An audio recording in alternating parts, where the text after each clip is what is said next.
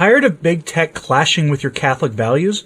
Feedday Chat is now live on the Apple App Store and Google Play Store. It's private, encrypted, and built by Catholics for Catholics, with features like parental controls and more.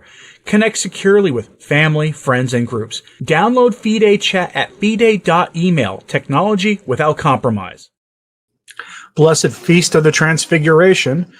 It's not a holy day of obligation, but it is a day worth marking. And if you are able to go to Mass today, go to Mass. If you want some information, I will post something in my show notes at returntotradition.org, or you can just go to Catholic Culture. They have a nice article on the feast if you would like to learn more. That's what it looks like. CatholicCulture.org for a good primer, if you wish, on the feast day. Now, I wish I had good news to give you this morning. I actually do in the second half of this live stream. I felt it was necessary after you see the story to give you a sign of hope, the kind of sign of hope that gives the secular media voices and political activists a reason to engage in the wailing and gnashing of teeth. So, palate cleanser after this, but Lepanto Institute yesterday issued a bombshell report that an archbishop in this country, in the United States, decided to take a priest who had left the priesthood almost 30 years ago, who had lived as an open member of the James Martin crowd, had been an activist for their causes. He decided to not only put that priest back into active ministry, he decided to make him his personal envoy, his head of his marriage tribunal. If you could believe it. And this priest had been in James Martin's parody of holy matrimony in that intervening period. This is brazen stuff. And the more brazen the stories are these days, the more I would love it if you would consider this question. We've seen brazen activity by many bishops, especially in America, in the last couple of months, almost as if they don't fear reprisal from Rome. You should ask yourself why that is. Here's Lepanto Institute headline: New Mexico Archbishop reinstated, promoted, and lives with priest who spent 10 years in a registered James Martin relationship. Just want to highlight this phrase here, lives with. I know what many of you are thinking. I say this while I'm trying to avoid smirking too much at this headline. Let's try to exercise some charity in our assumptions here. This is an awful look. It really is. The bishop is, of course, Archbishop Wester. I'm going to go over this whole thing. It's that big of a report. This was sent to me from somebody at Lepanto. Archbishop John Wester, the local ordinary for the Archdiocese of Santa Fe, New Mexico, reinstated the faculties of a priest who spent 10 years in San Francisco as registered in a sort of a togetherness to another dude. According to Father Steve Rosera's official bio, Archbishop Wester reinstated him to the priesthood on the 20th of January, 2021. The official Archdiocese of Santa Fe Facebook page indicates that Father Rosera took, quote, a leave of absence 28 years earlier, meaning he had been away from the priesthood since 1993. During this time, Rosera spent 10 years in a committed James Martin type pairing, officially registered with California courts, heavily advocated for James Martin's parody of holy matrimony, and played an active role in that group's so-called rights movement, an activism which he still maintains to this day. Meaning, and we'll pause here, meaning he's a priest who is an activist for the normalization of sins the church has said and has always taught, cry out to heaven for justice. When someone is doing that, it's fair to ask if they actually have the faith or not. It really is, because this isn't just wrestling with a sin. We all have sins in our lives that drive us to confession. Some people have those inclinations for whatever reason as a cross they carry, and some of them choose to carry that as a cross, live as the church would have us live, stay close to the sacraments, and live as decent Catholics. In fact, in many cases, the ones who have that cross and who try to live as Catholics end up being better Catholics than many of us, the kinds of Catholics who in the relationship with the sins that drag them down, they are a model of virtue in many cases, model of courage. That's not what we're talking about here, though. Even more scandalous than restoring Rosera's priestly faculties, however, Archbishop Wester also made him the pastor of a parish, the dean of a deanery of priests in the archdiocese, and placed him on the archdiocesan tribunal where he works as a judge and defender of the bond. Archbishop Wester currently lives with Rosera in the same residence. Archbishop Wester's bizarre elevation of Father Rosera immediately calls into question his judgment and conscience formation. While weighing the facts of this case, the reader should bear in mind that Archbishop Wester is the Episcopal moderator for the Heretical Association of U.S. Catholic Priests. We'll pause there and talk a little bit about them. They're a group of, to call them modernists is not doing the term justice. You know how there are run-of-the-mill modernists in the church on a variety of issues. And then there's the German bishops. That's kind of what the AUSCP is compared to other organizations, other high-profile groups. This is a brazen group who has no regard whatsoever for what the church teaches.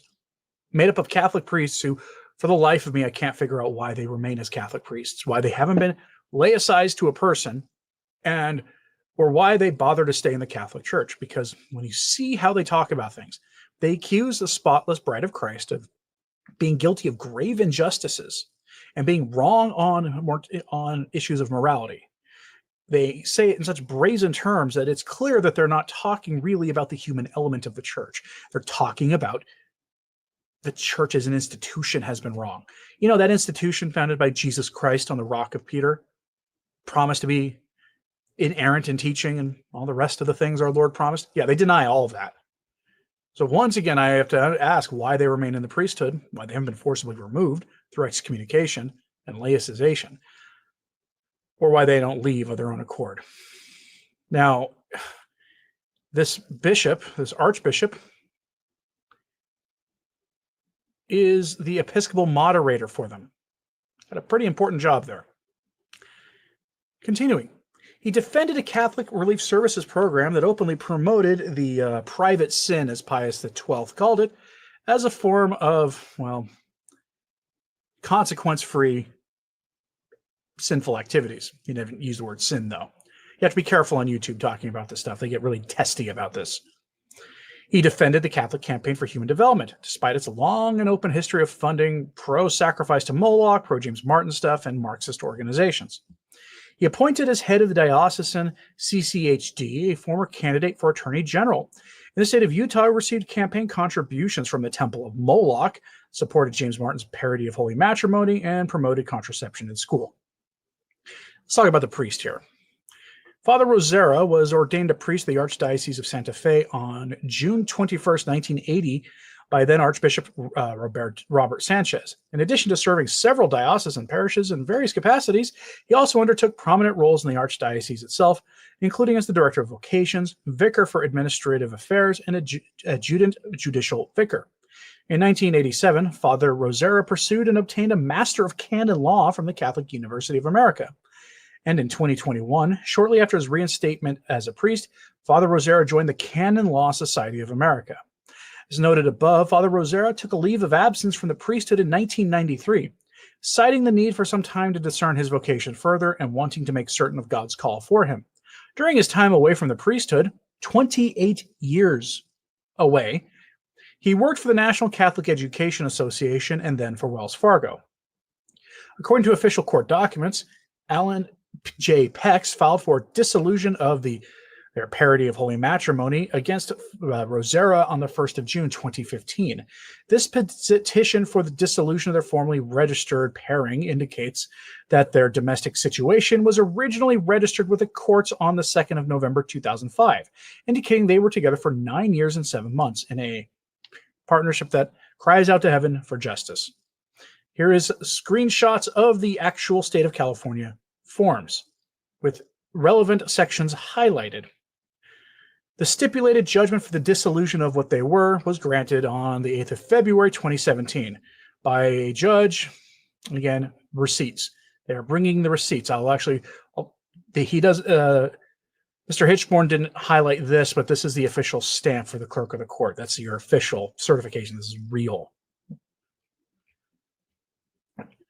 The judgment reiterates the duration of their pairing, confirming that there were no kids involved. The dissolution is due to unhappiness and irreconcilable differences, and they both intend to make a final and complete settlement of rights and obligations concerning custody, visitation, support, and division of property. There it all is. Notably, the evidence of his relationship with this other person appears to have been scrubbed from the public record as much as possible.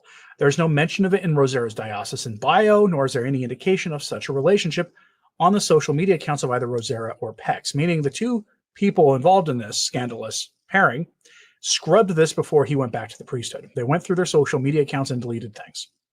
Which, by the way, if you're familiar with how hard that is to actually do, it can be very time-consuming to do. Also, he was involved with a 3-person pairing. Just kind of skip over that because it's just mind-boggling. But yeah, he was thereby, look, he listed himself as having received being in holy matrimony back in 2012. Posted some pictures of that. I mean, this is the person who is now sitting on a marriage tribunal as a priest in the Archdiocese in New Mexico. In March 2015, he signed his name to an amicus brief in favor of the legal erection of James Martin's parody of holy matrimony in the infamous Supreme Court case from that year. The amicus brief was filed by the HRC and gathered 200,000 signatures. His name is one of them. His name appears on page 553A on the list of residents from California, petitioning the court to effectively impose that diabolical parody on all 50 states. According to that activist group's press release announcing the submission of the amicus brief, the organization, quote, is America's largest civil rights organization working to achieve the James Martin crowd equality. They envision a world where such people are embraced as full members of society at home, at work, and in every community. The priest's own Facebook page is littered with a history of and avid support for this parody of holy matrimony. For instance, on the Feast of the Annunciation in 2013, he posted this symbol, which is a propaganda symbol for that activist group, and included a link to their Stand With Marriage petition in comments. He has worked and celebrated for destroying sanity related to matrimony. That's what he has done. That's what he spent his entire career doing. Rosera has used and continues to use social media as a platform to promote and support that parody of holy matrimony and the James Martin program. He has celebrated the first Deadly Sin Month, praised political opposition to anti-James Martin legislation, etc. He's even celebrated in 2021 a mass for the James Martin crowd. Do you see this? And it goes on. I mean, he posts his picture with the propaganda symbols. This is a priest of the Catholic Church, ladies and gentlemen, on paper. He's a priest of the Catholic Church. This person has clearly excommunicated themselves. I mean, this is blatant heresy of some of the worst kind. And Archbishop Wester enabled this. He brought this man back to active ministry in the priesthood of Christ. And he lives with him. He lives with him. He's his roommate. Try to take the charitable assumption there until there's evidence to the contrary. As hard as that might be. But that, ladies and gentlemen, is brazen. And it's brazen. We've seen this with some other bishops, similar kinds of things. It's brazen in a way that kind of makes you think these men don't believe there are consequences. They clearly believe either God is on their side in this, or they don't believe in God at all, and they use the priesthood for other reasons, which would invalidate, by the way, all of their sacraments, because for a sacrament to be valid, the provider of the sacrament has to have the intent of doing what the church does, and somebody who would not have the faith to such a degree that they would wear the priesthood and the episcopate as a sort of a costume to live a secret life, and who's opposed to that everything the church teaches on hot button issues, cannot possibly have the intention of doing what the church intends to do. It's not possible. And they believe there are no consequences, not only in the spiritual world, but in the here and now. Obviously, the secular world is on their side, but it really does look like they don't think anything's going to happen from Rome, that Rome is not going to intervene. Joe Lindo says, when will the Pope deal with this scourge within the church at all levels? The scandals continue. I don't think he's going to. Cedrophoebia says, sorry, but all I can do is laugh when I hear stuff like this. It's literally parody proportions. Yes, it is. It's, if you made a movie like this and you had it and you made a Hollywood film and you made it a comedy, it wouldn't work as a comedy because it's too over the top. And you couldn't do this as a dark drama because it's too over the top. Real life is stranger than fiction at times, and we are in one of those periods. Now, I'm curious, though, what you think about this, because I'm going to give you now. Yeah, Joe Bullock says, what, only 50 likes? Yeah, please hit the like button. It does help. And leave a comment if you're watching this later. It does help with the algorithm, and YouTube has been playing its usual summer shenanigans in these parts. I'm going to pivot here and give you a good news story. I have news for you of the wailing and gnashing of teeth kind coming from the secular media. And they're very, very angry. And it's good news. You may recall that one of the hangups that traditional Catholics and conservative Catholics had, President Trump, when he was running for his second, third term, whatever, in this last election, that he promised unrestricted access supported by the federal government to IVF. It's a pretty big violation of Catholic social teaching, to put it mildly. Many Catholics don't understand why, and I'm not going to go over why here now, but if someone has that question, ask it in the comments, and I guarantee you somebody who is passionate about that subject will give you a good charitable answer as to why the Catholic Church is against it. But this gave a lot of Catholics who were on the right side of all things life a little bit of pause. I'm going to show you a story here because it looks like the administration is quietly walking away from it. It's a campaign promise they're breaking. The one campaign promise most of us would have been thrilled to see them break. It looks like that's what they're doing.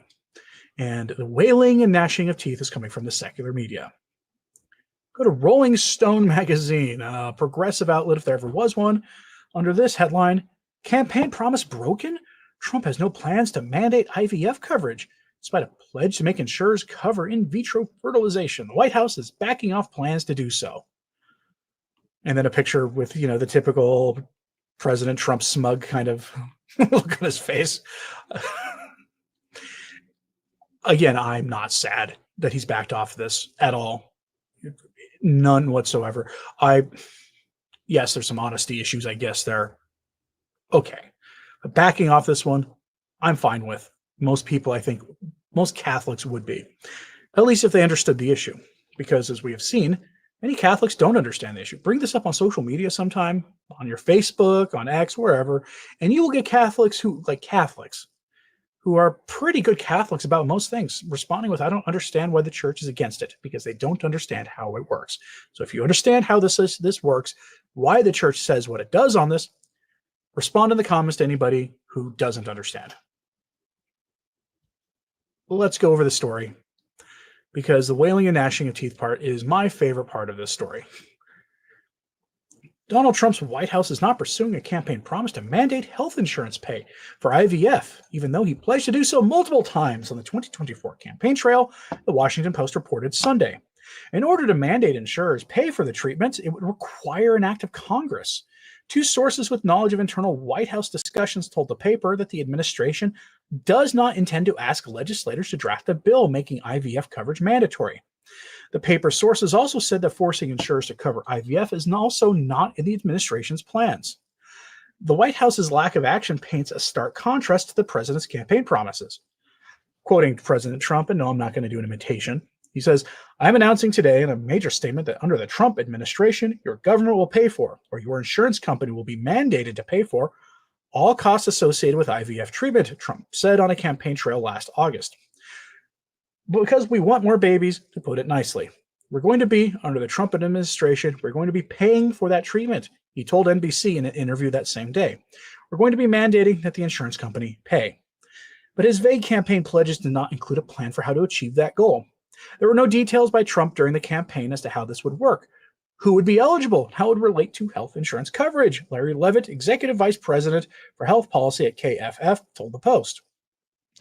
Even if the Trump administration were to force insurers to pay for IVF coverage, the costs were passed down to consumers through higher premiums. How do you do this without burdening health insurers? That's the key question they've been wrestling with, one of the people familiar with the discussions told the Post. It appears for now that they're not going to go there.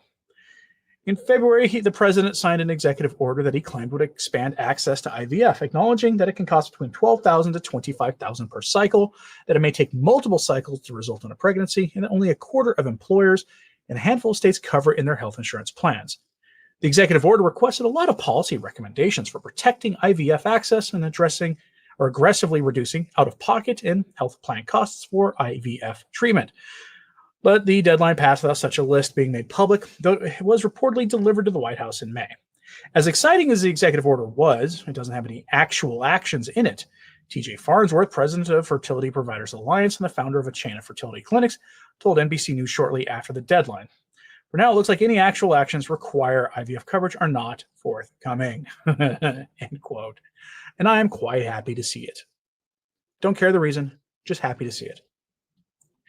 And I think that is good news. Let me know in the comments if you think this is good news. Now, I brought that story because this story pairs perfectly with it. Because when you talk about that treatment, you also talk about surrogacy. LifeSite News headline: Surrogates are more likely to suffer mental illness than ordinary mothers. The damage done to human dignity by the reduction of women and babies to consumer production lines should eventually see this wicked business banned forever. And boy, would I love to see that business banned forever. And I think most people would, once you really show them the cost. And I want to see something. When this story takes off, if it does go, if this data starts getting really shared online a lot, you may see some James Martin types talking about how this is all rhetoric directed at them, how this is anti-them, because they are some of the biggest users of this service. And people always point out how it's a little weird when you see that group of people in particular using this service. Now, let's go over the article. It's, I think, worth going here because this is going to become one of the issues of our time, I think. And Catholics need to be ready to talk about this. The Irish state is a willing partner in the international, we'll call them trade in the most young and the rental of women's bodies to supply them on demand. As it refuses to criminalize this evil trade, it also ignores the damage done by its permission of the reduction of human life to a mail-order consumer product. Scientific studies now confirm that women paid to give birth to babies they will then give away suffer mental illness at a far higher rate than mothers who do not sell their kids.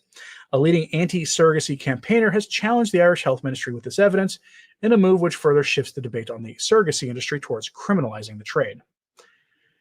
Lexi Ellingsworth, who leads Stop Surrogacy Now UK, has written to Ireland's Minister of Health to ask what the consumer nihilist liberal government is going to do to help women who are used to living as baby factories.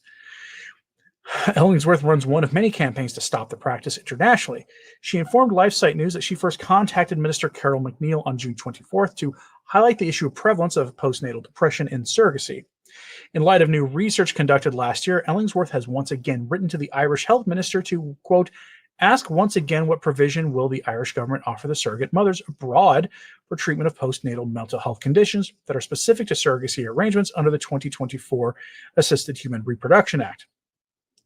Ireland's government has refused to review the legal position of the ordering, purchasing, and sale of the most young on demand, preferring a stance of official neutrality on Irish citizens purchasing the most young, nor on the Irish women selling them. This is not just an Irish issue. This is an issue across the entire West right now. And there are some countries putting restrictions on Americans being on the receiving end of the kids we're talking about here. because it's Americans, and they've noticed that a lot of the people doing the purchasing are James Martin types. And your mind could easily go to some, what some would call uncharitable places with that. I don't know if it's necessarily uncharitable, if you know anything about statistics around the things that we are obliquely dancing around right now. It's a serious issue. And so, how are those two issues related? If you force the state, if the state forces the insurance companies to cover, or if the state covers it itself, the procedure, you enable this practice. Simple as that. Not only is the practice, the procedure itself, inhumane or inhuman, for all the reasons that people know, that also enables this other evil trade. Progressives like to think in what they call in terms of systems, where there's not just a single issue that you can just take care of and stamp out. Usually you have issues that are related to each other and in seemingly unrelated issues in a network of problems. And that trying to go after a problem is usually much more complicated than it looks. And that some problems are what they call wicked problems because they are nearly impossible to deal with. And the only way to get at them is to look at them in terms of their relation to other social problems. And if you start going after those social problems in that way, you might be able to take care of these larger scale wicked problems. And this is one of them. And the wicked problem here is the culture of death. That's what the problem is. You're not going to take care of that procedure or this sale of the most young. You're not going to take care of those issues until you address the culture of death. And the only way is through the conversion of the culture, through evangelization, the spreading of the gospel, and getting people to voluntarily bend the knee to Christ. That is the only way you're going to take care of this problem. And the church has been on the wrong side of this issue for a long time, despite having formal teachings that put the church on the correct side of the issue, as it should be, as it always will be. The churchmen, the human element in the church, align themselves all too often with the forces of Moloch on this. And that's why a lot of people had pause during the campaign last year when the president, now president, started acting as if he wanted to adopt the left-wing position. Clearly, obviously, this is not the only issue that a lot of people have issues with him on our side of things, but him backing off is a good thing. Let me know what you think about this in the comments, please. I'm curious because, as one person in the chat says, not just enabling, facilitating. Yes, you're providing essentially the actual mechanism to make it possible.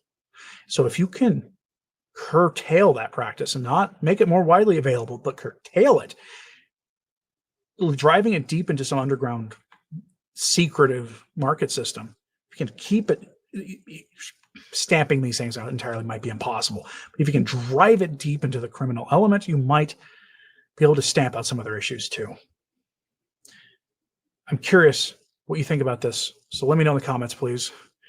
Hit like and subscribe if you haven't. It certainly does help. So to sharing this on social media, that helps a lot too. And as always, pray for the church.